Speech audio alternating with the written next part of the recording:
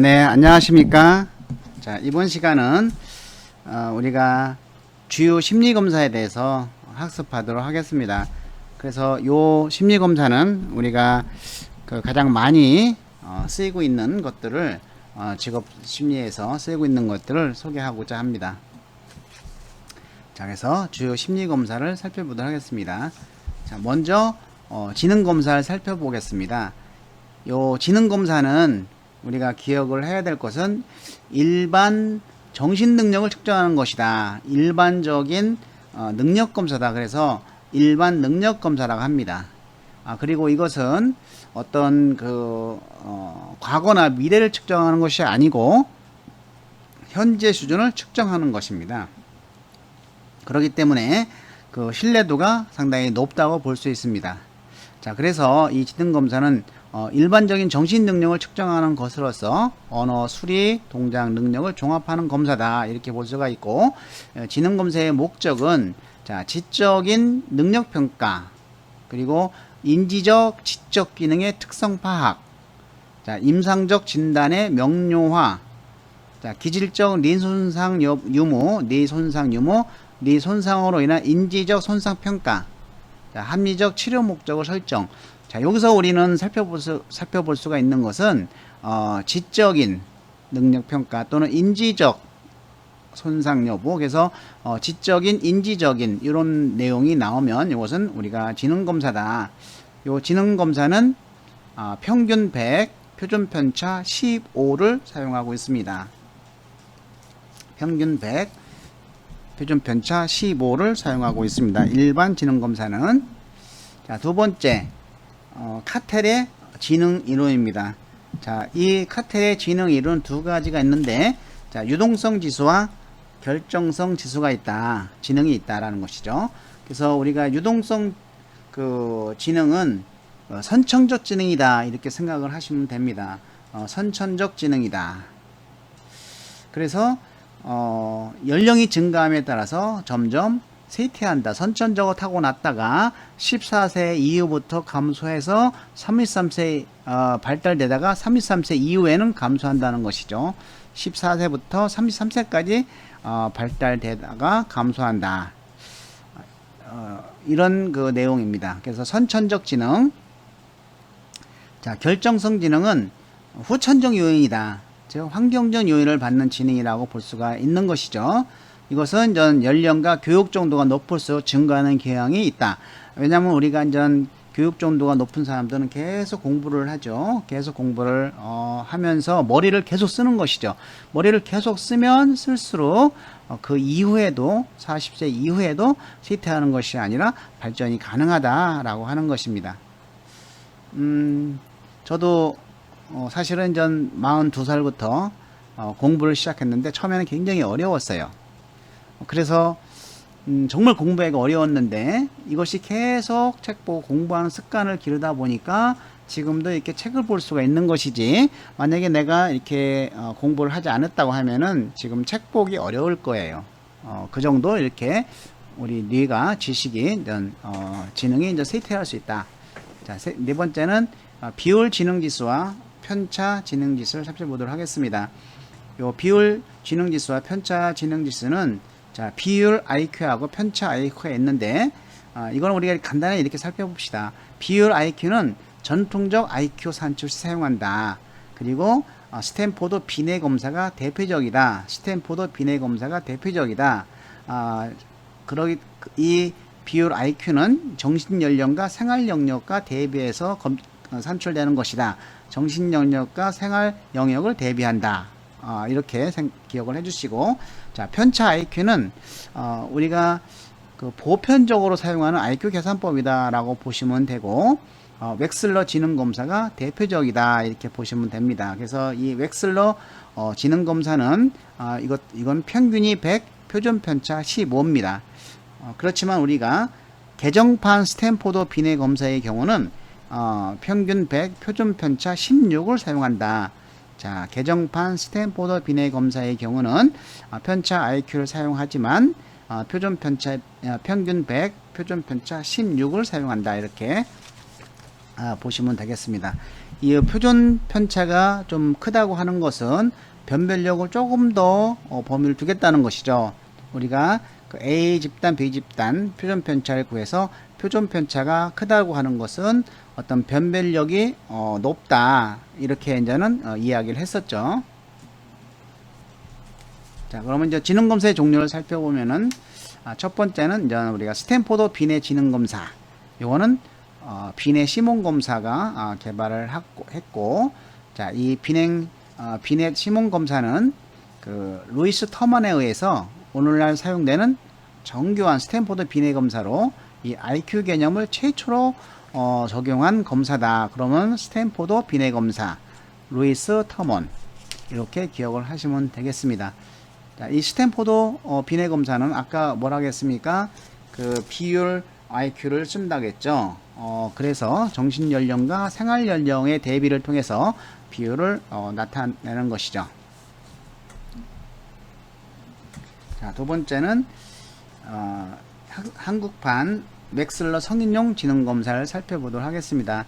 자, 이 한국판 웩슬러 지능 검사는 우리가 KWAIS라고 표현되는데, 자, 이것은 내담자의 직무 능력을 두 가지 능력으로 구분해서 사용하죠. 하나는 언어성 동작과 동작성 동작, 이렇게. 자, 이 웩슬러 성인용 지능 검사는 평균 100, 표준 편차 15를 적용해서 산출합니다. 대부분 지능 검사는 표준 편차 15를 사용하는데, 아까 개정판 스탠포드 비례 검사의 경우는 표준 편차 16을 사용한다는 거 우리가 기억을 해 주시기 바랍니다. 자, 그 검사의 구성은 11개의 하위 척도로 구성을 하는데, 언어 검사는 6개, 5개는 동작 검사로 구성이 됩니다. 물론 이 검사는 표준화된 검사이기 때문에 타당도와 신뢰도가 매우 높죠. 자, 이 검사의 해석은 그냥 한번 참고로 살펴보도록 하겠습니다. 자, 언어성 지능이 높고 동작성 지능이 낮은 경우는 어떤 경우냐? 언어성 지능이 높은 것은 교육적 배경이 높다. 그리고 교육적 요소에 의한 지적 활동이 지배적인 사람이다 라고 볼 수 있고, 자, 반대인 경우 동작성 지능이 높고 언어성 지능이 낮은 사람을 얘기하죠. 이것은 그 교육 수준은 낮지만 그래도 일상생활에서의 대처 능력이 있는 사람으로 볼 수 있다는 것이죠. 자, 이 한국판 웩슬러 성인 지능 검사의 내용은 우리가 꼭 기억을 해 주시기 바랍니다. 자, 언어성 검사, 동작성 검사 종류를 기억해 주시기 바랍니다. 언어성 검사, 기본 지식, 숫자 외우기, 어휘 문제, 산수 문제, 이해 문제, 공통성 문제. 자, 동작성 검사, 바꿔쓰기, 빠진 곳 찾기, 토막 짜기, 차례 맞추기, 모양 맞추기. 자, 요거는 뒤에서 다시 설명을 해드리도록 하겠습니다. 표를 보면서. 자, 이 언어성 검사는 이와 같이 5개, 둘, 넷, 6개 항목으로 기본 이루어지는데, 자, 이거 앞자를 기억을 해서 한번 꼭 외워두시기 바랍니다. 그래서 공통선, 산수, 공산, 기본 지식, 숫자, 공산, 기자, 어휘. 자, 공산, 기자, 어휘. 이렇게 외우면은 좋겠습니다. 제 방식입니다. 여러분들도 한번 생각을 해 보시기 바라고. 자, 동작성 검사는 5가지인데, 자, 어떻게 외우냐면은 빠진 곳 찾기, 차례 맞추기, 토막 짜기, 모양 맞추기, 바꿔쓰기인데, 바빠, 못 찾도, 이런 식으로. 바빠, 못 찾도, 공산, 기자, 어휘, 바빠, 못 찾도, 둘 중에 하나를 알게 되면은 동작성 검사에 해당되지 않는 거, 언어성 검사에 해당되지 않는 거, 이것을 좀 우리가 알 수가 있겠죠. 이 한국판 웩슬러 성인 지능 검사는 우리가 구조적 과제를 해결하는 것이다. 구조적 과제. 짜여진 거, 틀에 딱딱 짜여져 있는 거, 구조적 과제. 비구조적 과제라고 하면은 틀립니다. 구조적 과제를 해결하기 위함이고, 알아보기 위함이고, 그리고 언어성 검사에서 숫자 외우기 하나만 기억을 별도로 해주시기 바랍니다. 자, 숫자 외우기는 어떻게 기억을 해주면 되겠냐면, 우리가 피검사자의 상태에 따라서 변동하기가 가장 쉬운 척도는 뭐냐? 자, 피검사자의 상태에 따라서 피곤하고 뭐 아니면 아프고 어떤 상태에 따라서 기분, 감정, 뭐 건강 이런 상태에 따라서 변동이 가장 쉬운 척도는 뭘까요? 숫자 외우기. 자, 요걸 외워주시기 바랍니다. 자, 언어성 검사 종류, 동작성 검사의 종류, 언어성 검사 중에서 숫자 외우기 꼭 기억을 해주시기 바랍니다. 자, 성격 검사입니다. 성격. 자, 16 성격 요인이죠. 성격 검사에는 일단 종류는 16 성격 요인 검사가 있다. 자, 이것은 우리가 카텔에 의해서 고안된 검사자. 뭐 이 정도만 알면 되겠습니다. 16 성격이니까 16개의 요인을 토대로 누굴 기초로 해서 정상인을 성격을 측정한다. 우리가 MMPI는 주로 비정상인의 성격을 측정하는 것이죠. 16 성격 요인 검사는 정상인의 성격을 측정하는 것입니다. 자, 우리가 성격이라고 하는 것은 어떤 기질이라든지 성향 등을 측정하는 것이죠. 습관적인 거 이런 것들을 측정하는 것입니다. 자, 그리고 성격 5요인 검사. 자, 요거는 굉장히 중요하다고 하였습니다. 그리고 이거는 우리가 81년에 골든버그가 기존의 다양한 학자들에 시도된 성격 5요인 모델을 새롭게 발전시킨 것이죠. 이를 빅5라고 합니다. 그래서 코스타와 맥크레이가 이를 토대로 성격 5요인 애니오를 검사를 개발한 것이죠. 자, 여기서 알아둬야 될 것은 다 성격 5요인을 해서는 다 빼도 좋고 요거를 우리가 알아두셔야 됩니다. 자, 성격 5요인은 5가지가 있다. 첫 번째, 외향성, 호감성, 성실성, 정서적 불안전성, 경험의 개방성. 이렇게 다음 중 성격 5요인에 해당되지 않는 거 이렇게 놓고 정서적 개방성 이렇게 해서 틀린 문장을 내니까 우리가 정서적 개방성 그러면 X입니다. 정서적 개방성 X. 자, 그리고 두 번째는 경험 개방성에 대해서 하위 척도는 6개 반드시 기억해 주시기 바랍니다. 상상력, 문화, 정서, 경험 추구, 지적 호기심. 상상력, 문화, 정서, 경험 추구, 지적 호기심. 그래서 만약에 진취성이나 도덕성이 여기에 들어가 있다고 하면은 그거는 X죠. 진취성, 도덕성 X. 진취성, 도덕성 X입니다. 자, 우리가 외향성 하면은 이 어떤 사교성이라든지 타인의 관심 이런 것들을 의미하죠. 자, 호감성은 친화력과도 매우 관련이 있습니다. 그래서 타인에 대한 믿음, 도덕성, 타인에 대한 배려, 수용성, 겸손, 휴머니즘 이런 것이 이제는 나타내는 것이죠. 정서적 불안정성은 낮을수록 좋은 거죠. 이것은 점수가 그쵸? 높을수록 정서가 불안정하다고 하는 거니까. 자, 성격 검사의 세 번째 마이어스 브릭스의 성격 유형 검사입니다. 이걸로 우리가 MBTI라고 하는데 여러분들이 MBTI는 안 해본 사람이 별로 없을 겁니다.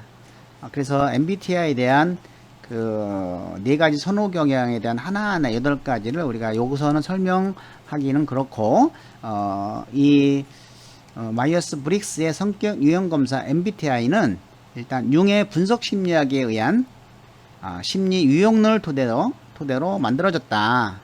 이렇게 기억하시면 되고 이 4가지 선호 경향으로서 16가지의 성격을 창출한다. 그래서 그 성격에 따라서 어느 직업에 적합한지 이런 거 우리가 많이 해봤죠. 그래서 4가지 선호 경향은 외향, 내향, 에너지 방향이 외향에 있느냐, 내향에 있느냐라고 하는 것이죠. 그리고 인식의 방향은 감각과 직관인 것이죠. 감각적인 사람은 굉장히 현실적이고 또 경험에 의존하고 이런 것이죠. 직관적인 사람은 이제 미래지향적이고 반복적인 걸 싫어하고 이런 개념이죠. 자, 그래서 어떤 인식의 방향은 감각과 직관이다. 에너지 방향은 외향과 내향이다. 이걸 기억을 해주시면 되겠어요. 그리고 특히 이제는 사고 감정이 중요한데, 자, 사고는 굉장히 그 논리적이죠. 굉장히 논리적입니다. 체계적이고, 감정은 관계지향적이죠. 그래서 어떤 판단 기능, 결정의 방향과 판단 기능을 정해주는 것은 뭐다? 사고와 감정이다. 자, 줄치세요. 가장 많이 나오는 겁니다. 그 다음에 생활 양식의 방향은 판단과 인식인 것이죠. 자, 우리가 일단 네 가지 선호 경향, 외향, 내향, 감각, 직감, 사고, 감정, 판단, 인식을 기억하고, 그리고 네 가지 중에서 C번을 잘 보시고 나머지는 이런 것이구나 라고 생각을 하시면 됩니다. 자, MMPI입니다. 이 MMPI는 그 하드웨어 맥킨리라는 사람이 이걸 개발했는데, 물론 하드웨어 맥킨리는 의사입니다. 의사에 의해서 주로 만들어진 검사입니다. 그러니까 의사들이 환자를 진료에다가 어떤 경험적인 거 바탕으로 해서 이런 걸 만든 것이죠. 그렇기 때문에 이것은 저는 주로 그 예스와 노로 대답을 하게 구성되어 있습니다. 566문항이도 굉장히 길죠. 그래서 세 번째 문장은 줄치십시오. 굉장히 중요합니다. 그래서 대부분의 문항들이 경험주의적 접근으로 만들어졌다. 이게 중요합니다. 경험주의적 접근. 그리고 논리적 제작 방법에 의해서 만들어지는 것은 아니다. 라고 보는 것이죠. 자, 그래서 이 경험주의적 접근으로 만들어졌다. 이것을 반대로 냅니다. 예를 들어서 MMPI는 논리적 제작 방법에 의해서 만들어진 것이지 경험주의적 접근으로 만들어지진 않았다. 그러면은 X죠. X. 주로 건강 염려증, 우울증, 히스테리, 반사회성 이런 강박증, 정신분열증과 같은 어떤 특히 우울증을 검사하는데 유효한 검사라고 볼 수가 있습니다. 자, 척도별로 70점 이상일 경우에 정신병 예측 코스가 있는데, 자, 이것은 지금 그 MMPI는 우리가 평균이 50, 표준 편차 12로 만들어졌어요. 평균 50, 표준 편차 10. 우리가 스탠포드 비뇌 검사는 평균이 100이고 표준 편차가 15잖아요. 또 개정판 스탠포드 비뇌 검사는 평균이 100이고 표준 편차가 16인데, 요 MMPI는 평균이 50, 표준 편차 10이에요. 그러다 보니까 정규분포상에서 보면은 우리가 일반적인 사람들은 표준 편차 Z점수 68% 안에 포함되어 있는 사람들은 그냥 1 표준 편차잖아요. 이런 사람들은 범위가 다 정상이다 라고 볼 수가 있는 거예요. 그러면 Z점수 1은 마이너스 1과 2를 집어넣으면은 50 플러스 10Z에 마이너스 1과 2를 집어넣으면 어떻게 되겠어요? 40과 60이죠. 그래서 요 MMPI는 40과 60점 사이는 정상인이다 이렇게 볼 수가 있어요. 그럼 40점 이하라든지 70점 이상이면 비정상이다 라고 볼 수가 있겠죠. 자, 그리고 이제는 MMPI는 타당무 척도, 이거는 우리가 주로 2차 시험에서 나오는 건데, 그래서 한 번만 그냥 읽어보도록 하겠습니다. 타당도 척도는 무응답 척도와 허위 척도와 그리고 신뢰성 척도와 규정 척도가 있다. 자, 이것은 우리가 요걸로 보시면 타당무 척도, 자, 무응답 척도 물음표, 그 다음에 L, 라이, 거짓말 척도, 자, 허위 척도죠. 그리고 신뢰성 척도 F, 그리고 교정 척도, 어떤 저항적인 태도를 측정하는 것이죠. K. 요 4개 타당 척도 4개를 우리가 기억을 해 주시면 됩니다. 다음 중 타당 척도 해당되지 않는 거 이렇게 나올 수도 있겠다. 근데 이 전체적인 것은 우리가 2차 시험에 나오지 1차 시험에는 잘 나오지 않습니다. 세 번째는 적성 검사입니다. 이 적성 검사는 자, 우리가 지능 검사는 뭡니까? 일반적인 능력을 가리키는 것이죠. 근데 적성 검사는 특수 특정이 반드시 들어갑니다. 특수 특정. 특수, 특정. 그래서 이 구체적인 특정 활동이나 작업에 대해서 미래의 성공 가능성을 예견하는 것이다. 이렇게 보시면 됩니다. 그래서 이것을 우리는 특수하고도 광범위한 영역을 측정하는 것이다. 자, 그래서 특정 분야 검사, 특수 능력 검사라고도 합니다. 자, 이 정도만 기억을 해주시면 되겠고, 자, 그래서 이것은 우리가 그 직업 및 산업 및 군대의 인사선별과 배치 등의 이런 그 배치 등을 요구할 때 적성 검사를 씁니다. 배치 등을 활용을 하기 위해서 이런 적성 검사를 씁니다. 어느 부서에 적합한지 이런 것을 구분하는 것이죠. 총무에 적합한지 격리에 적합한지 이런 식으로 해서 이것을 우리가 이제 적성 검사라고도 합니다. 자, 이 적성 검사의 종류는 일반 적성 검사 JATB, 이거는 우리가 좀 중요한 개념이죠. 그래서 이 일반 적성 검사는 미국에서 개발하는 것을 우리나라에서 표준화한 것입니다. 자, 미국에서 개발하는 것을 우리나라에서 표준화한 것이다 라고 해야 맞지, 미국에서 개발된 것을 우리나라에서 타당화한 것이다 라고 하면 틀립니다. 타당화는 이거를 적합하게 측정하고 있는가를 그 실험을 통해서 타당하신 건데, 타당화는 아니고 표준화 시킨 겁니다. 이걸로 우리가 꼭 기억을 해주시고, 자, 일반 적성 검사는 뒤로 표로 넘어가도록 하겠습니다. 자, 이 부분도 표를 보고 상담을 이야기를 하도록 하겠습니다. 예, 요 표를 보고 상담을 이야기를 하도록 하겠습니다. 일단 GATB는 요 15가지 하위 검사로 이루어지고 있습니다. 즉 지필검사와 기구검사, 수행검사죠. 두 가지에서 하위검사, 지필검사가 11개, 수행검사가 4개 이렇게 구성이 되어 있죠. 자, 검출되는 적성 요인을 살펴보면은 겹치는 거 빼고 수리 진행을 빼면 9가지 적성 특성이 검출됩니다. 그래서 다음 중 9개의 적성에 해당되지 않는 거, 그러면 골라낼 줄 알아야 됩니다. 가장 많이 나오는 지분이 과학 적성입니다. 과학 적성은 없죠. X입니다. 또 하나는 이 하위 검사에서 그 명칭 비교 검사를 잘 보시기 바랍니다. 지필 검사에서, 자, 명칭 비교 검사가 에서 검출되는 적성 요인은 뭐냐? 그러면 사무 지각이죠. 이것은 우리가 명사 뭐 이렇게 해서 기억을 해주면 되겠어. 명사. 자, 그 다음에 또 하나는 이 검출되는 적성 요인 두 가지가 있는 것이 있죠. 공간 적성 지능, 언어 능력 지능, 수리 능력 지능. 이 지능은 공통적이죠. 그래서 다음 중 검출되는 적성 요인 두 가지가 검출되는 하위 검사명은 뭐냐? 그러면 입체 공간 검사, 어휘 검사, 산수 추리 검사입니다. 이걸 우리가 기억을 꼭 해주시기 바랍니다.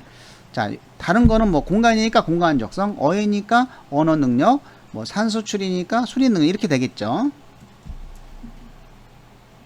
자, 진로 성숙도 검사는 CMI의 I인데 이거는 우리가 클라이스트가 개발됐다. 클리치라고도 하죠.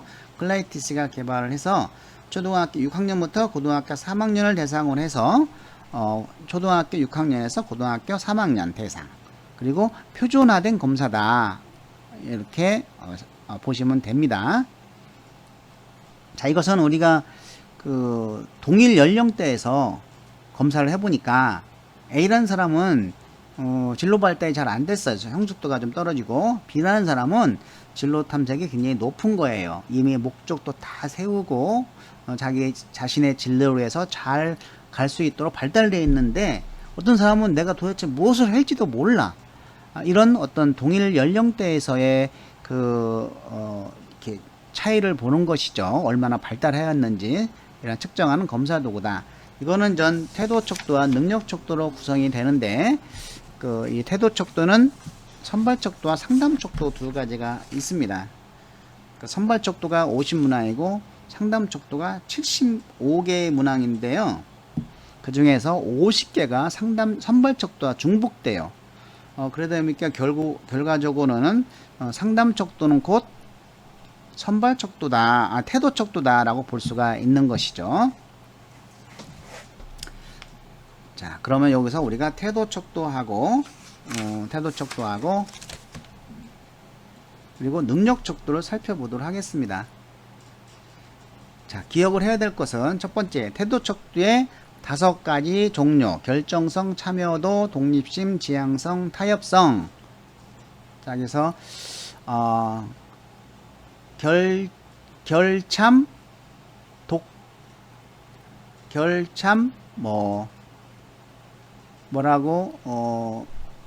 결성, 성향을 봐서 우리가 결성, 독점타, 독점타라고 기억을 한다든지, 아니면 앞자를 따서 여러분들이 기억을 좀 하면 되겠습니다.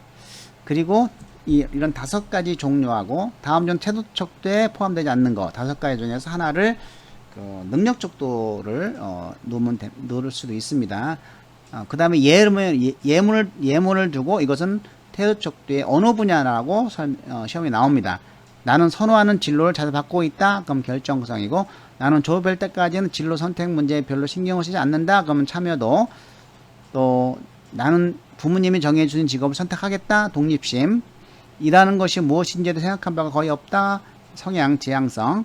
나는 하고 싶긴 하나 할 수 있는 일을 생각하는 시간을 보내고 한다. 그러면 타협성이죠. 자, 그리고 능력 척도는 요 5가지만 기억을 하면 됩니다. 자기평가, 직업정보, 목표 설정, 계획, 문제. 자, 그래서 앞자를 따서 자직, 목계문, 자직, 목계문 이렇게 기억을 하시면 되겠습니다. 자, 진로 발달 검사는 이거는 능력 개발 검사라고도 합니다. CDI, 이거 굉장히 중요한 검사, 자주 문항에 나오는 문항이죠. 뭐 예를 들어서 홀랜드 이론에 의해서 만들어진 검사가 아닌 것은, 그래서 CDI가 대부분 나옵니다. 그럼 그게 답인 것이죠. 이것은 슈퍼의 진로 발달 이론을 모형으로 만들어진 것이다, 이렇게 보시면 됩니다. 자, 그리고 이제 경력 진단 검사는 뭐가 있는가, 이거는 우리가 간단하게 그냥 읽어보시기 바랍니다. 뭐 경력 진로 결정 검사 CDS, 자기 직업상황 또는 개인 직업상황 검사 MVS, 태도 검사 또는 진로 신념 검사 CBI. 요 진로 신념 검사는 콜롬볼츠 클라이스트가 개발을 해서 그 자아 인식 및 세계관에 대한 문제를 확인하는 것이다. 이거는 우리가 알아둘 필요가 있고, 자기 직업 상황 같은 거는 홀랜드 등이 개발을 해서 직업의 정체성 형성을 파악하기 위함이죠. 흥미검사는 이 스트롱 흥미검사를 살펴보도록 하겠습니다. 자, 이것은 이제 우리가 스트롱 흥미검사는 그 3가지로 구성이 되었습니다. GOT, BIS, PSS. 자, 그래서 3가지 척도만 기억을 하시면 됩니다. 자, 여기서 검출되는 3가지 척도는 일반 직업 분류, 홀랜드의 레아색 6개의 주제죠. 뭐 현실형, 탐구형, 예술형, 사회형, 진취형, 관습형. 자, 이거에 대해서 이론적으로 많이 안 했는데, 이것은 우리가 보충 그동안 홀랜드 이론에서 많이 했고, 혹시 필요하다고 하면은 그 총정리할 때 자세히 진행하도록 하겠습니다. 자, 그리고 일반 기본 흥미 척도가 나옵니다. BIS. 자, 이것은 홀랜드 리아색을 하나하나의 세부 척도 나눈 겁니다. 그래서 25개의 세부 척도로 나눠지는 것이죠. 그리고 이제 개인 특성 검사 척도가 있는데, 이것은 개인이 선호하고 편안하게 편안한 거, 느긋한 거, 이런 것을 측정하는 것이죠. 그래서 4가지가 있다는 것을 기억을 해주시면 됩니다. 업무 유형, 학습 능력, 리더십 능력, 모현심 능력 유형이 있다. 자, 스트롱 흥미검사의 활용은 자기 탐색을 위한 자극 및 삶의 문제 탐색, 내단 진로 및 진학지도, 취업 및 진학지도, 장래 직업 선택, 흥미 패턴, 여가 활동, 이런 것들을 나타내는 것이죠. 그리고 스트롱 흥미 검사를 활용한 직업 상담 단계. 뭐 기본적으로 1단계는 무조건 자기 진단입니다. 그리고 직업 세계를 탐색을 하는 것이죠. 자기 분석, 직업 탐색. 이건 기본적인 거니까 그 다음에 계획을 수립한다라고 하는 겁니다. 자, 마지막으로 직업 선호도 검사를 우리가 살펴보면 이것은 우리가 홀랜드 이론에 의해서 만들어진 것인데 어쨌든 이것이 저는 워크넷에 탑재되어 있죠. 두 가지 S형과 L형이 있는데 S형은 홀랜드의 리아생 6가지 흥미만 나옵니다. L형은 흥미, 성격, 생활사가 나오죠. 그래서 이 성격은 빅5입니다. 자, 성격, 요 뉘앙성이 아니고 외향성입니다. 외향성, 호감성, 성실성, 정서적 불안정성, 개만한 개방성. 이것은 앞에 자세히 했죠. 그래서 S형과 L형에서의 성격은 빅5다. 종류는 뭐가 있다. 이것을 우리가 꼭 기억을 해 주시기 바랍니다. 우리가 생활사는 개인의 과거, 현재를 체크를 하는 겁니다. 과거, 현재의 특성을 체크하는 것이죠. 예, 수고 많이 하셨습니다.